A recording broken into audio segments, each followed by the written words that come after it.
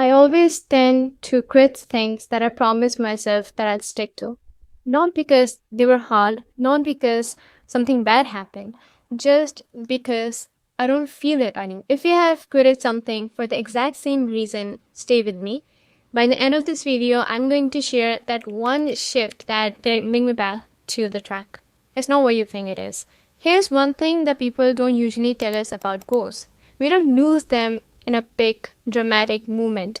We lose them in 100 small mornings where we just don't feel it.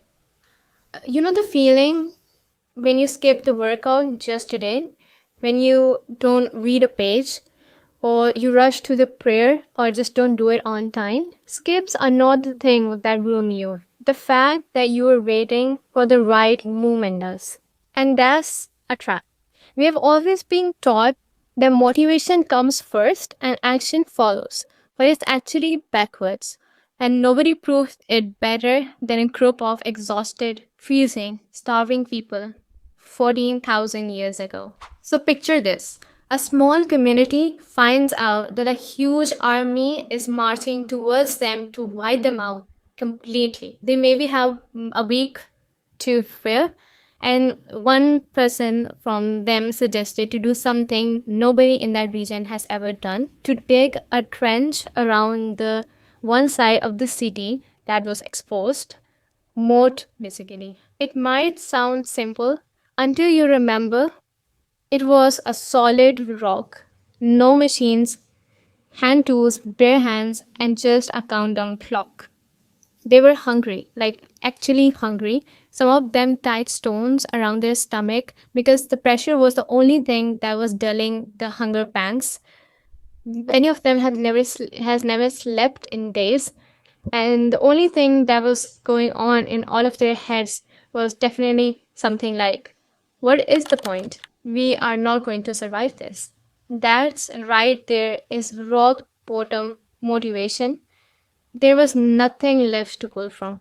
But there is a detail that always gets me when I listen to the story. The leader didn't stand on a hill to give a speech to believe in yourself. He took up a tool, tied some stones around his stomach, and started digging. Same cold hands, same starvation, and same exhaustion. None of them was feeling it, but they knew, even before the hard part even started, that showing up wasn't an option. 6 days later, the trench was built. Armies arrived, but they actually couldn't cross it. A huge storm hit their camps and they were retreated. Everything turned out, not because they had high morale, but because a group of tired, hungry men kept their hands moving while their hearts weren't in it. For context, it is the story of War of Trench, most defining moments in Islamic history. There's a saying of Prophet Muhammad sallallahu alaihi wasallam that I constantly remember. The actions Allah subhanahu wa ta'ala likes are not the ones that are big. They are the ones taken consistently. Not the insane workouts, just 15 minutes a day. Not the Ramazan level efforts, just one page a day. I used to think discipline meant doing more. It doesn't.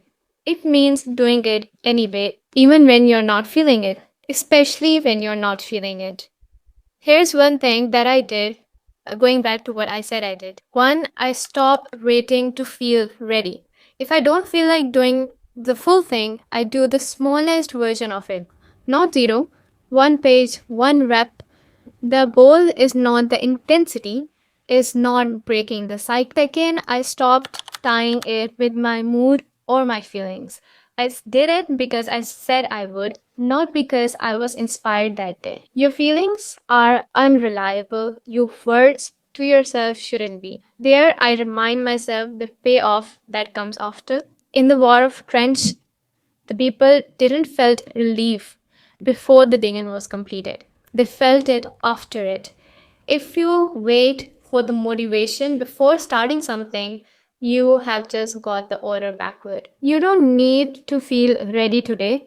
You just need to do the tiniest version of the thing and let tomorrow's you of that. What's one thing that you have been waiting to feel like doing? Tell me in the comment sections and I actually read them.